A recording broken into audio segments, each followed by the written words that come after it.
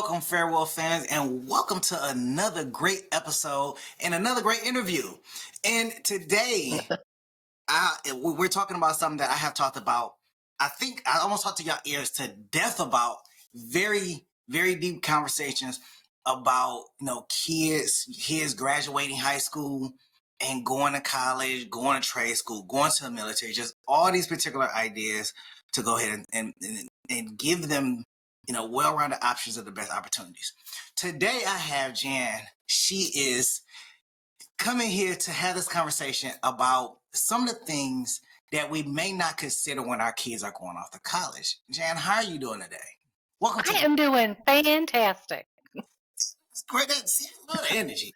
Love the energy. It's a good day. I love the energy. For the Farewell fans, can you just give them a little bit about yourself? Well, so I was a single mom for 20 plus years, making tons of mistakes throughout those years. I was the one who was climbing the corporate ladder, supporting the family, had my head down, learning some lessons, and then boom, I had a career implosion and had to do a 180. And I went from a high stress corporate job to being a career transition coach. So I help other people who have gotten laid off. That's when I decided to take my passion project, Wisdom and Warnings, and turn them into books. And that passion project has been over 12 years in the making. I talk to people, I learn what their mistakes were, compare them to mine, how'd you figure it out? And I have a library of like 8,000 bits of advice because everybody likes to give advice. And now I'm turning them into books.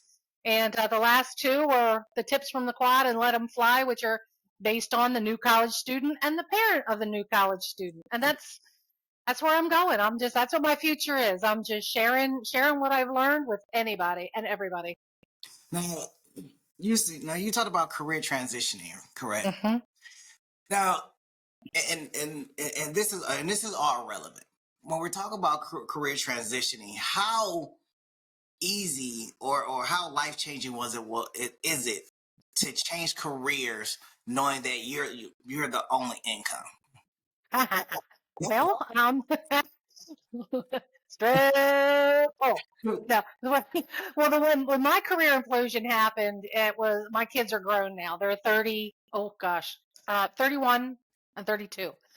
When they get over like 25, details, schmetails, who knows?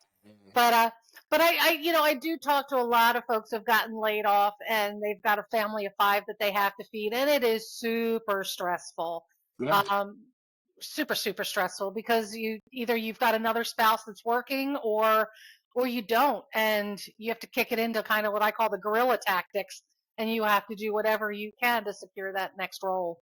And you're absolutely right about that. And Farewell fans, some of you that may or may not have known, but there was a point in time where I was in a career transition and my son was younger. He was under the age of 18. There was a time where I was laid off, and being in those situations, trying to figure out what your next move is, applying to jobs, going to job fairs, possibly accepting something that may not cover all the bills, but covers just the necessities just until you find the next job is something that most parents have experienced, to date. So my advice to that and to anyone that's going through that situation is that there's no job that you shouldn't take. I know there's been people that I know personally that have been I don't want to do that job.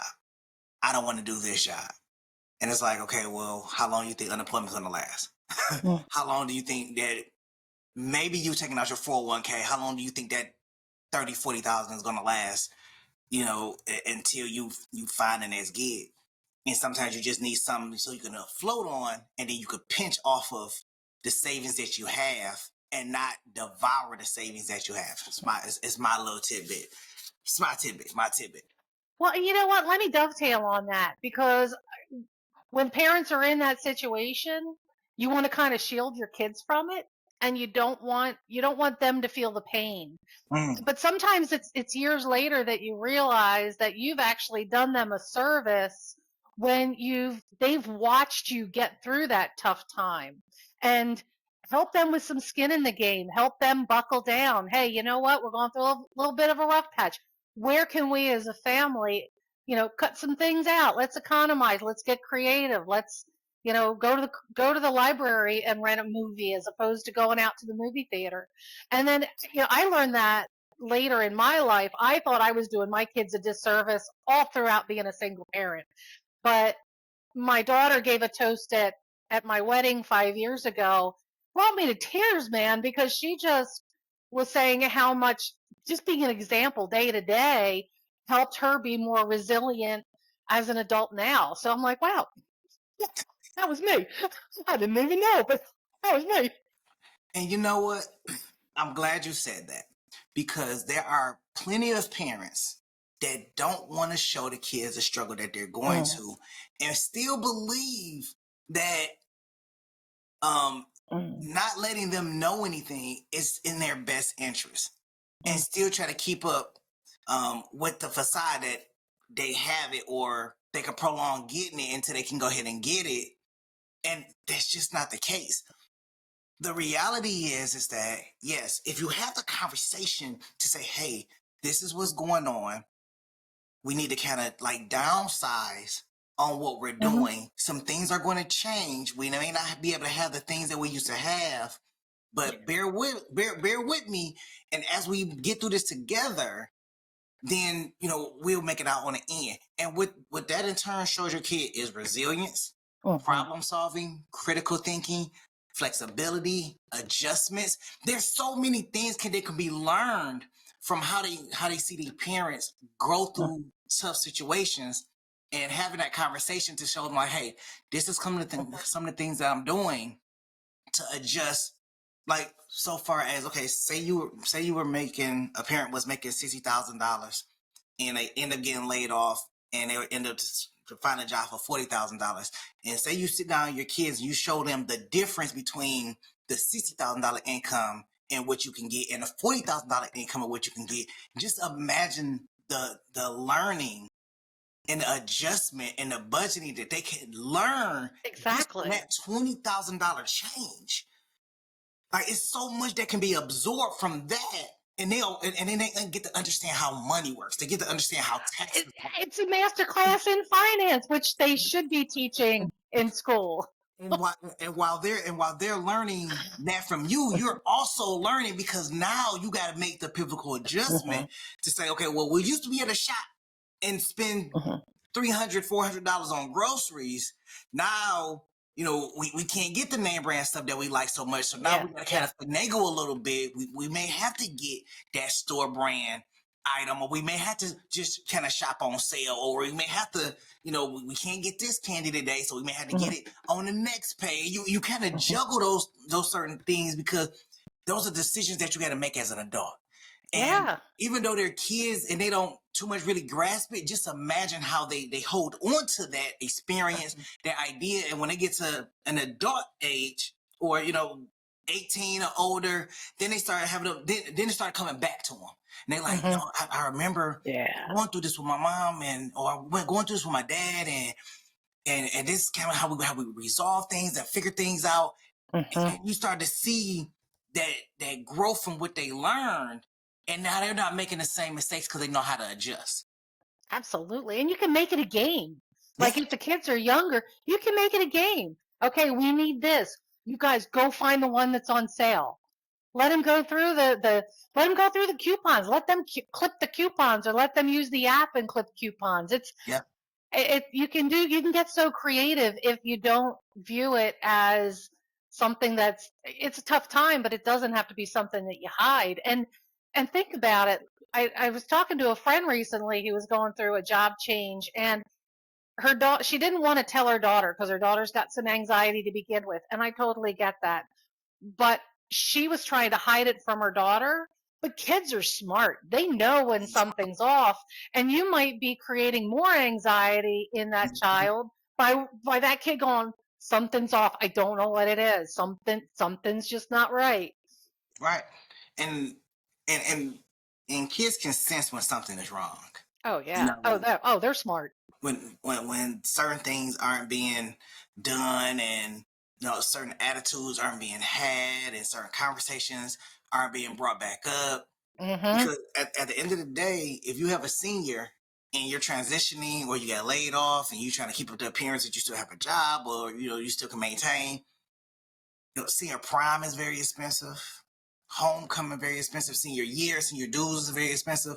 So a lot of that Mm-hmm. stuff starts to come into play, and the reality starts to set in. Like, man, this is really expensive. Like, Mm-hmm. what are we? How we're going to make this happen? And you're trying to make the best of a bad situation. But sometimes it's just, to be honest, like, look, we just can't. We can't do it. We just don't have the Mm-hmm. finances to do it, and not wait until the last minute to say we don't have the finance to do it. To talk about it early Yeah. and make the appropriate plans. Okay, if it comes, like, for my son, I told him, like, look, I don't have the money to get you a car. Okay, Mm-hmm. and I will give you my old car, but I'm concerned because my old car was a sports sedan, so I can't have you out there driving crazy in a sports sedan because you got a little speed under you. But I knew the value in buying your own car. You Mm-hmm. respect it Yeah. more. You value it more. You want to take better care of it. Any little thing that happens to it, it's your car. You know what's wrong with it. So I had him save up his money and buy his own car because that's what I did. And I valued my car so much that I kept getting it fixed regardless of the case for 3 years, because I loved the car. It was my it's my hard-earned money, and I just loved it. And I said, you know what? I want this. I want to make sure that this car stays right because it was my. I bought it. Yes. I bought Well, it. and I think there's a rite of passage as well to either get a hand-me-down car that is not perfect, or putting skin in the game and having to buy a road. I did pass down my Ford Explorer to my both of my kids. They both had to use it. By the time my daughter got it, like one of the knobs to one of the, I can't remember even what it was. It was broken off, and she had to keep needle nose pliers in the car so she could stick it in the dashboard and turn on whatever it was. I'm like, there's that's a story. That is a story. Remember, maybe had to call. I didn't have to turn my lights on. Well, there's pliers in the dashboard. Just take them and put them in the hole. There's value in it. There's resilience in Yeah. it. You know, uh, and that's just me. That's just me. Hmm. Yeah. I feel like there's value in those things when Hmm. you're not getting something that's brand new off the lot, and you just think it just comes easy to you. Yeah. So, but Totally agree. but you know what? That was a good segue. So let me ask you, what inspired you to write these tips from the quad and let them fly? Well, all the mistakes I made when we sent my son to college. So I never went to college. I had no background. So when my son graduated high school, that was the one thing as a single parent. I wanted to make sure my kids had the opportunity to go to college. Now, Mm-hmm. both of them had skin in the game. They each had to pay a third. It was a third, a third, and a third between Okay. me, their dad, and them. Um, and oh gosh, we made so many mistakes, so many silly, silly oversights and mistakes. And all those mistakes went into my wisdom and warnings library. So after that career implosion, and I decided to take the libraries and put them into book format, I was thinking which ones were the most impactful that could share the best lessons. And the tips from the quad, definitely, that was one of the ones at the tippy top. Between that and the parent of the student, because I have so many friends and just observing people that their kid goes to college, and it's almost like the parents are either liberated or they're so stinking sad that they can't get out of their own way. And I'm like, Yeah. there's a different way. There's a different way. So I love giving advice in a very non-threatening way, and Yeah. that's where the books come in. So tell us. So what were some about, like, a few of the mistakes that you feel like were made? Oh, Probably like the most common that were made. um, well, I didn't know that the tuition bills go to the kid, not the parent. Oops. What you know what? I guess that makes sense because it It's is a in their biggie, name. right? It's Yeah, a biggie. yeah. Because you know what? I noticed that a lot. So my son's in trade school, so a lot of Mm, his bills that come is in his name. right. They're not addressed to me. They're in his name. So I don't know if it's a bill. I don't know if it's a report card. I don't know what it is. Until he comes to me and tell me and say, "Yeah, here's my report card." And I'm like, "Okay, well, it was a report card." But Yeah. yeah, that's interesting. It's a big one. And things like, plan for your housing during the current year. You don't wait till the last week or so of school. Oh my gosh, there's so many great things of wisdom. Like learn how to do your laundry before you leave for college. I, Take a jug of vinegar because you know you're not washing your towels; they're going to smell musty. Chuck some vinegar in the laundry. Fresh as a daisy. But there's all kinds of like making friends with your professors. Ask them curious questions. Get them on your side. You never know where that seed planted is going to pay off. yeah, yeah. Now, one of the ones that you had mentioned was planning for housing. Hmm. Now, what some people may or may not understand, and and this is a tidbit for all parents. So the first thing is that housing is always going to cost more. Housing is always going to cost more, and also with housing that now your kid is semi-independent. I'm not even going to say full independent. They're semi-independent because they're not. They already paid it. The tuition's already paid. if they get financial aid or loans or scholarships, they're semi-independent. So being being in a place with no parental oversight, nobody telling them to do homework, nobody telling them that there's a curfew. I mean, there may be a curfew with the dorms, but it's always cool to get cool with a TA or RA or whatever, and they look out for you, they let you in, but responsibility just primarily falls on them. And studying, if you think studying was bad in high school, study is even worse in college. Yeah, it's a whole different game. It's a whole different game. And then depending on what school you go to, and most dorms are kind of on big campuses. I remember when I was at college, I was not prepared to be in a class full of 300 people. Mm. I wasn't prepared for that. I wasn't prepared that my main class had a subclass with the teacher students in there, and they have a conversation about the lesson plan, and I'm like, well, why is this just an extra class that I have on top of the 300 class that I was in? Bonus. It's a bonus class. Um, your extra your first 2 years is just undergrad studies. It's not even you're not even in your core. You're not even your core classes. You don't get to your core classes until your last 2 years of college. Like a lot of these things is that they don't tell you when you walk into the college and sit there and say, hey, it's just my benefit. Oh yeah, it's only gonna cost you so much a semester. Well, 15,000, like if it's 6,000-7,000 a semester, you got to realize that if you go 3-4 semesters at the end of the year, that adds up. This is over Yes, it does. $20,000. It adds up really quick.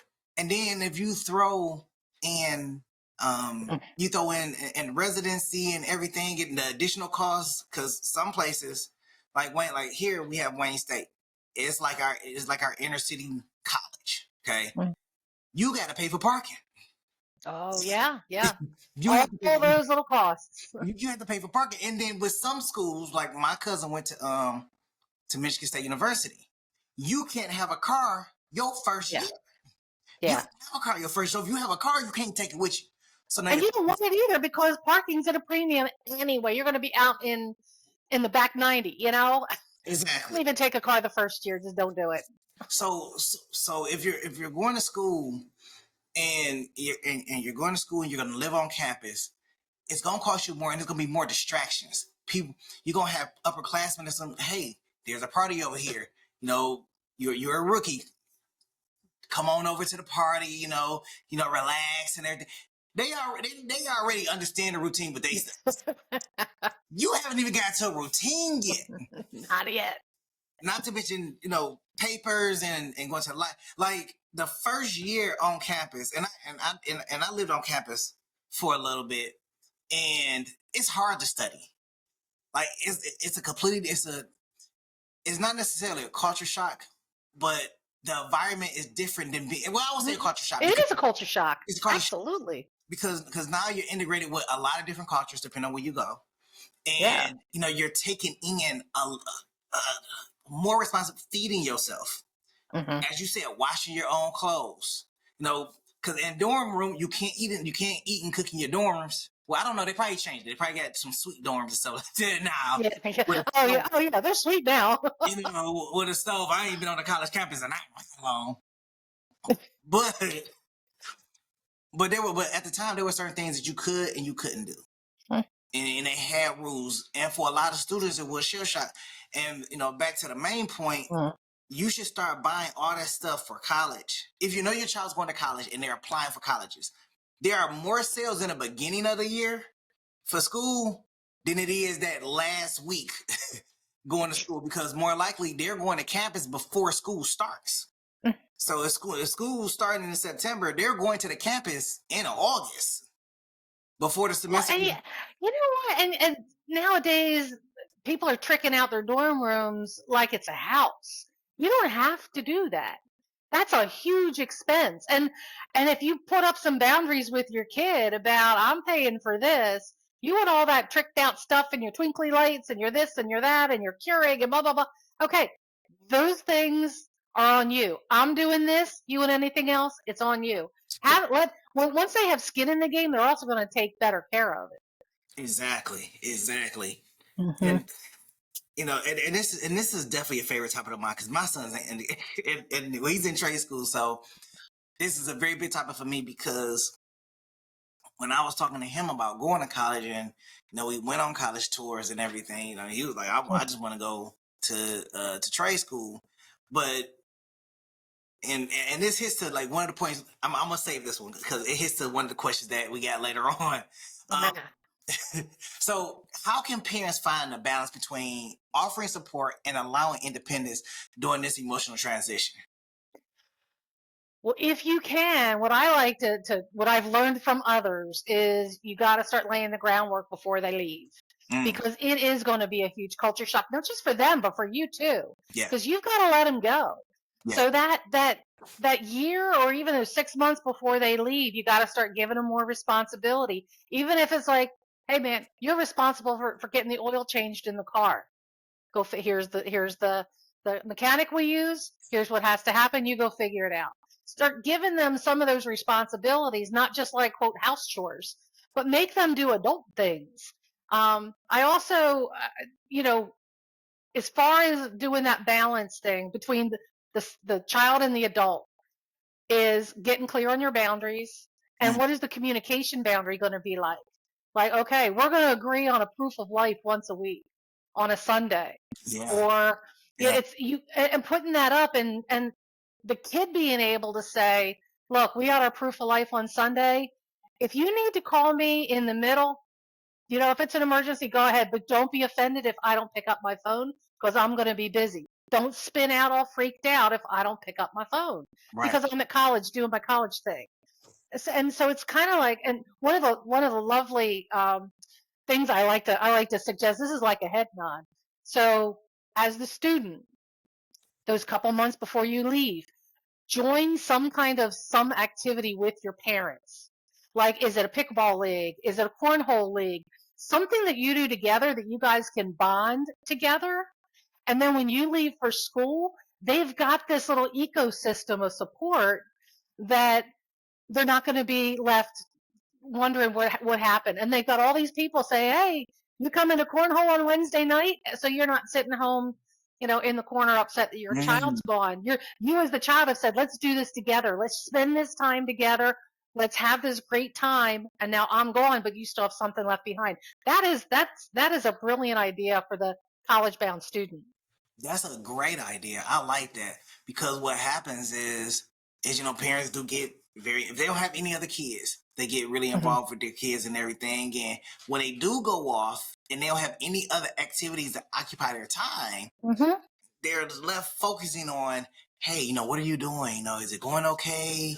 Do you want to, do you need any assistance? Like, I could come down there for a little bit. No, they don't get so wrapped up into that child's adult life.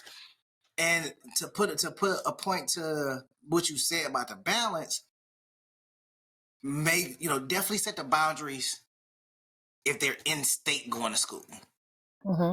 Because in state is definitely different from them going to another state to go to school, whether it's a state over, whether it's a next state or whatever. Yeah.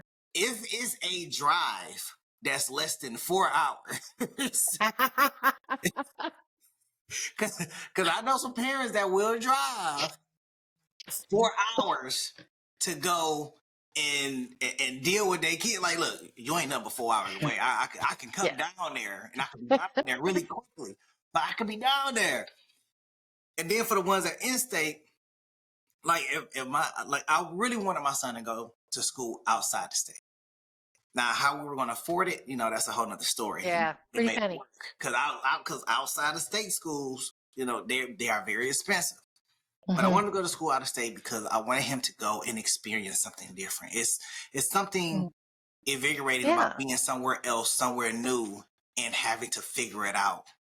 And once you triumph at that, then it's like I can go anywhere and I can do anything, right? Yeah.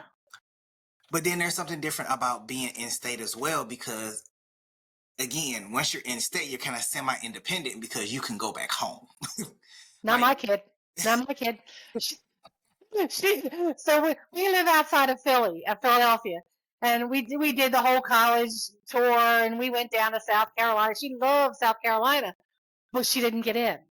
She ended up going to Westchester University, which is literally in our backyard. And we made the agreement. I'm like, we're going to pretend that you're like a couple hours away. You're not coming home with your laundry. You're not coming home on a whim. Yep. If we're going to come home, let's plan it. Let's plan to have dinner. But I'm pretending that you're 4 hours away just because I wanted her to kind of have that college experience and not set the expectation that she'd be bopping in all the time. And it kind of sounds cruel, doesn't it? Like, it does. I don't want to see you. And it wasn't that. It was like, I wanted her to know, I'm not bugging you. I'm not going to be driving through campus looking for you. No, you go do your thing. If we pass each other on the street in Westchester, I'll give you a little nod, but I'm going to keep walking. And see, that's the type of boundary that I like. I want to be able to live my life as if you're not here. And you should be able to live your life as if we're not here. And if you need somebody to fall and lean on, you can call us. Yeah. But this is so you can prepare for adult living. Right. And understand that there will be ups and downs where you're going to have to lean on us, and we're here to support you. But how else are you going to figure out life if you're consistently running back home? Well, I don't have any quarters. Well, I guess you got to figure quarters out. Like, you got to go figure that out. Like, you got to figure quarters out. Like, I don't have any money. I guess you got to go pick up a job. Well, I also got to study. I guess you got to you have to find balance. Like, there are so many things that I would say that I've learned, and I'm trying to show my son at 18 and after, that he didn't have to worry about prior to 18. You didn't have to worry about a cell phone bill. You didn't have to worry about a job. You didn't have to worry about getting groceries. You didn't have to worry about washing clothes. All of that was taken care for you up to a particular age. It's kind of why I miss childhood.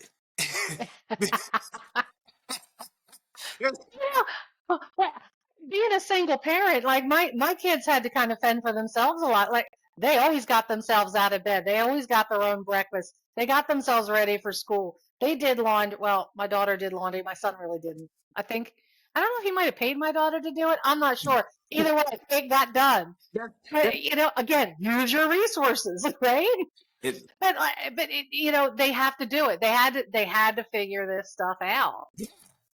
It definitely, and it wasn't pretty. It definitely wasn't pretty, but it got done. And I was having a conversation with some of my coworkers, and they had asked me, because my coworkers like to get on my case at work, because they were like, well, you can't skip eating.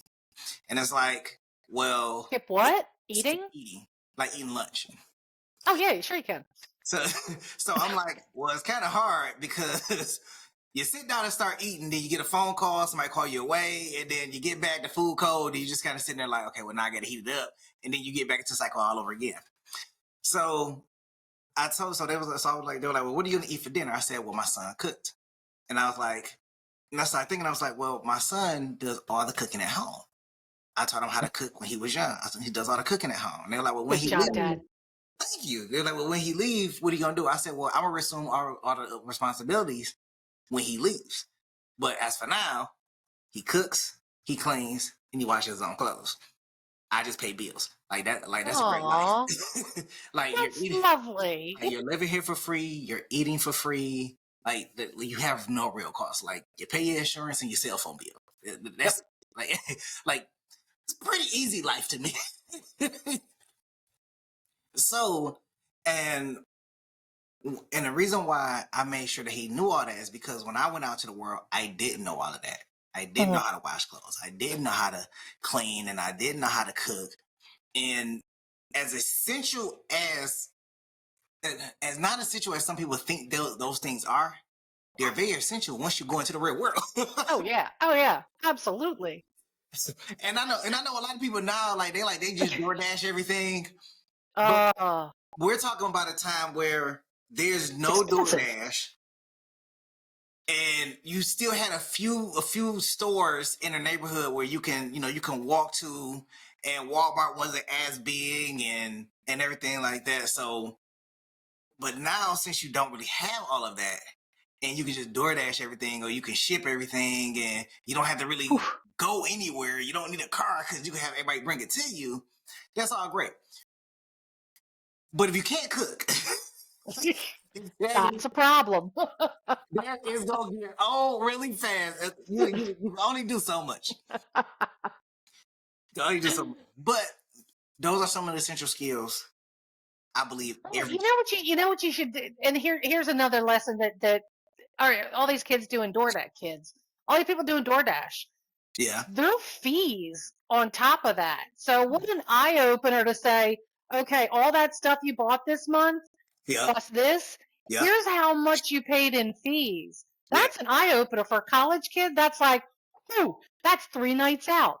yeah So when they can see that, it like that goes back to what you were talking about budgeting yes and and showing them what things cost and how you can economize, and then you have that extra money for something fun. and you're absolutely right because not to get down on DoorDash, but when you order a $15 sandwich Hmm. and it costs you $30, you should really consider stop using Yeah, DoorDash. let's revisit that. It's crazy. Let me ask you, so how do you celebrate big milestones like college acceptance season or graduation, with your loved ones? Because I know. You know what? I'm all about creating memories. And Okay, yeah, anybody can go out. You can all go out to dinner and it's going to be in and out of you in 24 hours, right? right. But I say, one, photographer, take pictures. Like Mm, yeah. if it's a big milestone, pay somebody to do Mm, like a nice, not just a selfie, but a good family picture of all of you, I because agree. then you have them. I'm also big on activities. Like, let's go do something. Let's go commemorate this. Let's go down to the beach for the weekend. Even if it's a day trip, overnight, let's go do something to remember this. Or even it seems a little cheesy, but it's kind of fun if you like get a box, put little time capsule things in it, little notes about what happened, who was there, maybe a snapshot or two, whatever. And then when they graduate, open it up. And how much fun is that? It seems a little like cheesy, but it's just creating those memories that you're going to Mhm. have forever. And I think one of the other things is take the time, like you college student, take the time to stop and think, all right, who are the people that impacted me during my high school years, and Right. write them, like hand write this like pen thing, hand write them a thank you note, and just remember the people that supported you, encouraged you, pushed you out of your comfort zone, and send them a note. It doesn't happen anymore these days. It doesn't. Super, super impactful. So, and I like that. And this question, when I was writing questions up, this question had me thinking about how elaborate the promposals are, Oh my and gosh.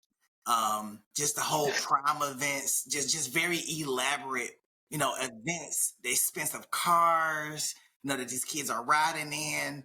And I'm just thinking to myself, like, man, I had an F-150 when I went when I went to prom. Like, I was 76 Cutlass. Fucking this thing. I'm just thinking to myself, like, when did these things get so elaborate? When did they With become? the advent of Pinterest. Not slamming on Pinterest, but I mean, I just feel like the event, the prom and the prom. I just feel like it's not that serious. It's a one it's time all about the event. glitz and the show. Yeah, now for graduation, I would definitely go all out. But for graduation, my son wanted to hang with his friends and they wanted to mellow out. He didn't want to do dinner or anything. Like, well, I'm just go hang with my friends. And I was like, all right, cool. I'll see you later. And that's all he wanted to do. Now, if you want to throw a big graduation party and everything, that's way more acceptable than doing something big Yeah. for prom. Like, like Yeah. I'm like, I don't know. I don't know. Well, Everybody, do you think that it's going to swing back the other way at some point? Like everything has been so over the top and expensive and superficial. I have to believe that like things are going to start swinging back to the more personal homebody kind of. Let's do quality, good quality time. I have to cross my fingers and hope that that's going to happen. I would say, and not trying to, Don't burst my bubble. Don't steal my get joy. not trying to get political or talk about economics too much. But I believe that in with the way that the cost is rising of certain things, and income and wages Yeah. is not increasing with it, I believe that we'll see those times a lot sooner than later. Yeah, out of necessity. Yeah, And you know what? And that's get creative and spend time with each other. How awesome is that going to be? yeah. I really feel like, um, when you look at the big picture, no matter how special you want to make the day for your child, I don't really think that it's going to be something that they really remember that much. No, it's the little things. It's It's the, always the little things that it's mean the the little thing, most. because it's certain things I look back on now and I'm like, man, that was a really cool time that I had. You know, the conversations that I had with my grandmother, the conversations that I Hmm. had with my dad, and seeing the things that they were telling me back then, it come up now, or certain Yeah. situations come up now, and having that dialogue, like those are things that I remember. I don't remember Hmm. the money that was spent. I don't remember Right. the I remember what we did and everything, but Mhm. you know outside of that, like, oh, I don't remember the toys I got for Christmas. Right. you know, Right. like I can remember one or two toys. I remember the Nintendo that I got. I remember the Sega Game Gear that I got.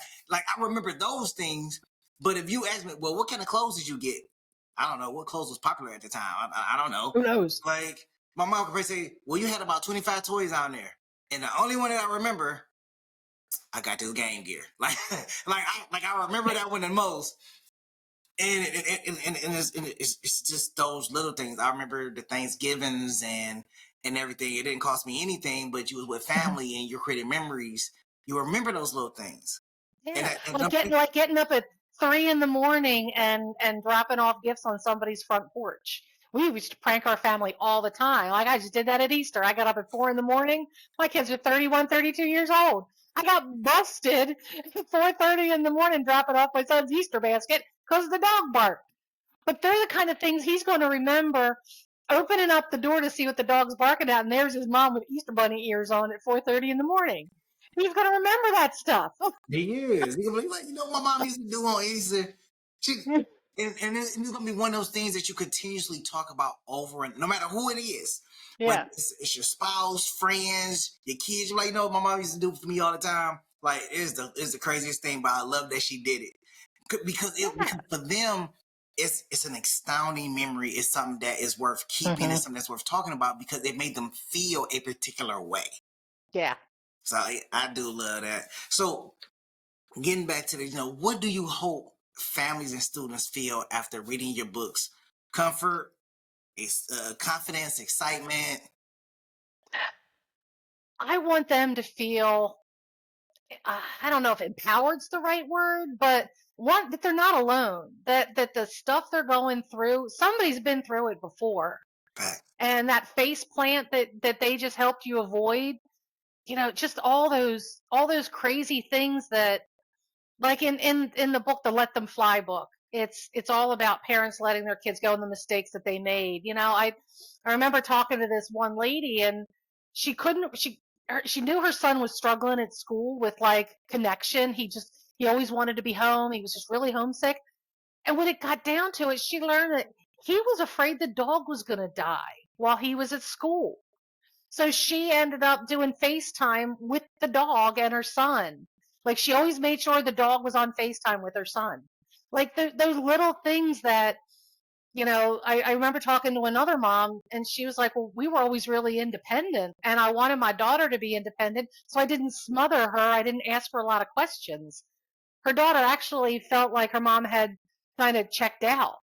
So it was like all those little things that, if that story, if that nugget of wisdom can help you look at things differently. Another great story was a kid came home, like, mom, okay, kid goes off to school. Mom starts drinking wine every single night, probably too much.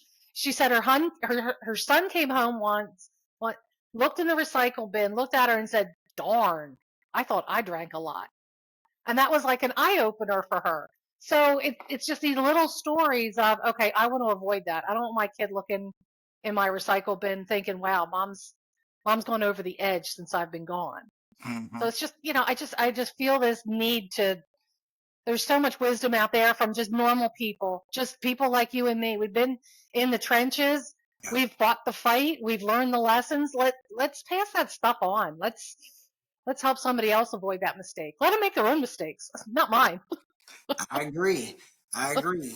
Now, what's one survival item every college student should pack that most people overlook? A medical power of attorney. Mm. So once that kid hits eight, this is something so many you just don't even think of. Your kid goes to college, they're 18 years old. Something happens on campus. Mm-hmm. They break their foot. God forbid they go to a party and something bad happens. Mom and dad show up. Kid's 18. That parent has to jump through hoops to get Mm-hmm. access to help that child through their medical issue when they should just be there loving on their kid. I was It wasn't a story that was told to me. I overheard it. Her daughter went to a party and Way just did something that she shouldn't have been doing, and she was comatose in the hospital, couldn't speak, couldn't nothing, and her parents couldn't help. They were dealing with lawyers or whatever legalities there were, as opposed to having that stinking piece of paper in their back pocket to be able to say, I can make this decision for my kid. It's not a fun topic to think about, but man, if you when you need it, you need it. And That then on a happy note, a passport. okay. Because when someone says, hey, why don't you come home with me for the holidays? Like, come on down under for the holidays, mate. You want to be able to say, yeah, I got my passport, we'll travel. Right. Okay. So there are so Farewell fans, there are two things right there. One is a passport, and one is a power of Medical attorney, power of attorney. a medical power of attorney. Hope you never need it. Now I will say that that right there is probably the best advice that a person could get. Medical power of attorney, because you're right. You don't know what could happen to Mhm. your child going off to college, and because they're 18, you don't get access to their medical records anymore. You don't get access to anything. Like, you're completely isolated, and in some situations, they still need you for advice because they don't know. I mean, thankfully, my son's been going to the same doctor pretty much his whole life. But then the doctor asked me to get outside the room, and I'm looking at him like, why? Like, HIPAA. well, of age. So, HIPAA. yeah, I'm like, okay, well, that's still my son. Like, so then I can ask my son, so what y'all talk about? Because not And what, because I can't remember. but, and that's just like, the doctor office called me and they say, we're trying to get in contact, with such and such. And I was like, oh, well, he can make his own appointments. He's 18. Yep. But then when you just said that and it dawned on me, I was like, dang. So if something was to happen, I can't make no decisions over his life because Right. I don't have a right to, because he's no longer a dependent of mine. By federal and state standards, Yep. he's no longer my dependent. He's an Right. adult. He's independent. So it's like, man, like it's just a huge eye opener. Like, and let me go ahead and call my attorney and say, hey, we need some we need some medical power of attorney over here. Like, Yeah. how long does that last for? I think you know what? I think until you sign another one. And honestly, I'm not exactly sure because I don't have a medical power of attorney over my kids. I got that nugget of wisdom after they were out and they're on their own and they've got significant others. Let them figure it out. Yeah, don't put that on a significant other's feet. Like Yeah. that is sensitive territory. Yeah. Yeah.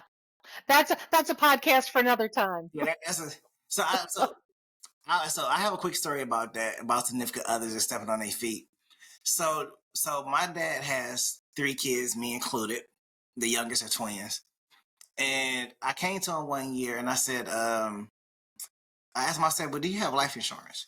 And he said, yeah, I got life insurance. I said, well, are me and your kids on life insurance? And he was like, because it was a conversation I had with my mom, and my mom had life insurance, and she has because I got 2, it's 3 of us with her too.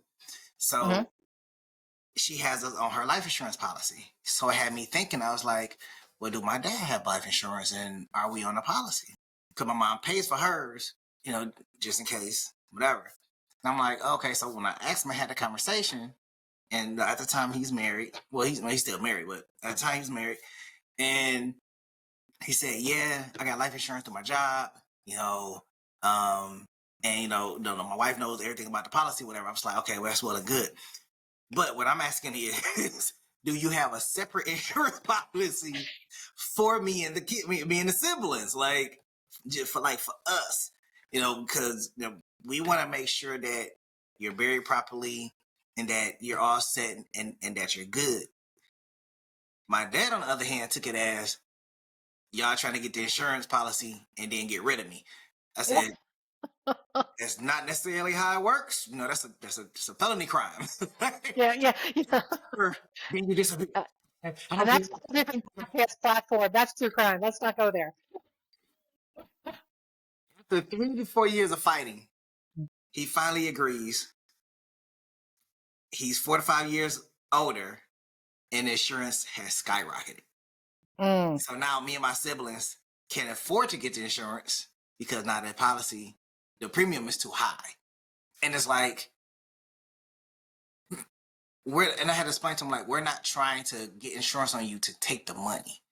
We just want to make sure that, because funeral expenses that his wishes are followed. Yeah. Well, then you know what? Then you need to flip that conversation over to here's how you pre-plan your funeral, Dad. Pre-plan your funeral, and you can pay for an event. I think my mom just did that. She pre-planned her funeral. And Linda, if you're watching this, I don't know if you did or not, but it sounds good. And I think she did pre-plan after my dad passed, because she was at the funeral home anyway. Let's economize. This is what she wants. Paid for it in advance. All we have to do is show up, and it's all taken care of. It's another way to look at it without life insurance. And see that's smart. That's very smart, because you could select your plot and everything, and once it's paid for, then they already know how to accommodate, all you got to do is go there and say, hey, yeah, we're gonna It have, happened. we're gonna have a body delivered here and go from there. Yeah, that's about the right way to go. I tell you. Your family just needs to know who you pre-planned it with, so you're not driving all over town. You ever heard of Linda? You ever heard of Linda? You ever heard of Linda? That is true. So, what Yes. challenges a single parent might face when supporting their college student? Finances, Yeah. because that's a biggie. And the way we skinned that cat was we each paid a third. Me, their dad, and the child. They did a third. And honestly, loneliness comes into it, because if it was just you and your child and they go off to college, you're going to feel super super lonely. So again, you got to build that group. And it's not like, you don't want to build your support system of people that are Debbie Downers. You Mm, want to build your support system with people that are like 2 years ahead of you, that have already been there, done that, figured it out, that they can be more like parental mentors to you. Like, have a mentor that has their kid through college, right. that they know what you're going through. Yeah. And you can lean on them, and don't lean on your other kids that you're sad. Yeah, you tell them that they're sad, but don't don't don't go in a deep dark closet. Find other people that can lift you up. I agree. If you haven't, definitely make friends with the parents that are already at the school. You know, Mm-hmm. if they have, because my son had friends all throughout like the school. He knew sophomores, he knew juniors, and I'm like, how do you know these people? But because they were in robotics class together, you know, Okay. you had some seniors in there and everything. So, you know, the friends that he befriend, if you can, try to befriend the parents, and Mm-hmm. then you can kind of get some insight on some of the things that they're researching, that they're doing, that could probably benefit you sometime in the long run. Mm-hmm. They may be doing some things that you may not have thought about. Right. Um, And here's a bit of peace of mind. So if your kid does go to school out of state, make sure that you make friends with parents that are near that college. So if yeah. something does happen, you can pick up the phone and say, "Hey, I need you. Can you run over? We got a crisis. Can you at least kind of put the band-aid on this thing until I can get there?" And you know, and I'm not the biggest fan of this recommendation, but there could be some Facebook groups out there that could be of assistance as well. You got to be selective. They can Yeah, they can be a wild west. yeah, and that's I'm not the biggest fan of it. Yeah. I'm not the biggest fan of it, but you know, there are Facebook groups out there, you know, but you definitely gotta approach it with caution. You Yeah, definitely gotta approach it with I caution. agree.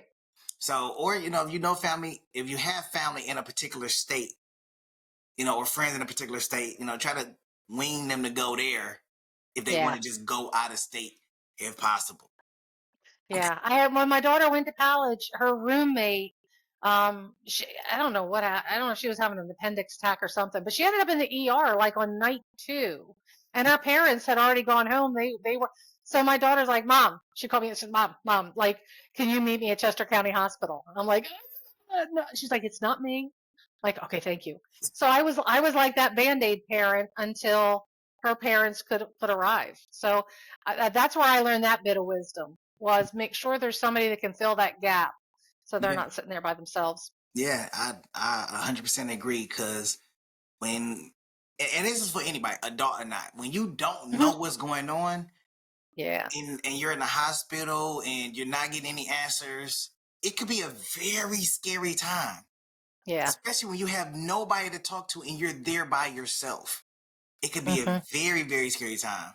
You know, for all the times that I went to the hospital, I called my mom. I said, "Mom, I'm at the Hmm. hospital. I just wanted to let you know. You ain't got to come down here. Just to let you know where I'm at." Yeah. And then she go into this whole thing. I'm like, "What's wrong?" Like, I already know what the issue is. More like I'd had had an allergic reaction, and that's why I'm down there. And she was like, "Well, what happened?" I was like, "It's just another allergic reaction." She was like, "Well, why can't you just stop eating shellfish?" I'm like, "Mind you, act like I did walked into the seafood Because restaurant. shrimp are good. They always sneak it in my food. It's not even my Shrimp are fault. I tasty. don't know. I don't know what Shrimp are it so is. tasty. I don't know. No, crab cakes is tasty.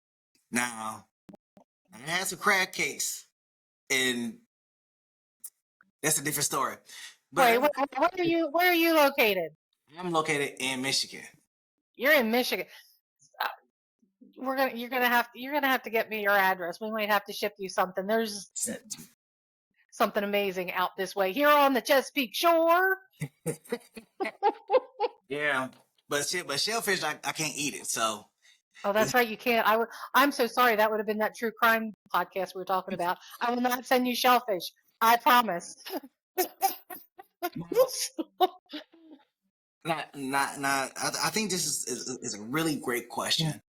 How do you support your college bound child if you never gone to college yourself? Oh, I love to have one. You have to ask a lot of questions, so you have to educate yourself. Yes. But also have your kid teach you something, like the college bound student.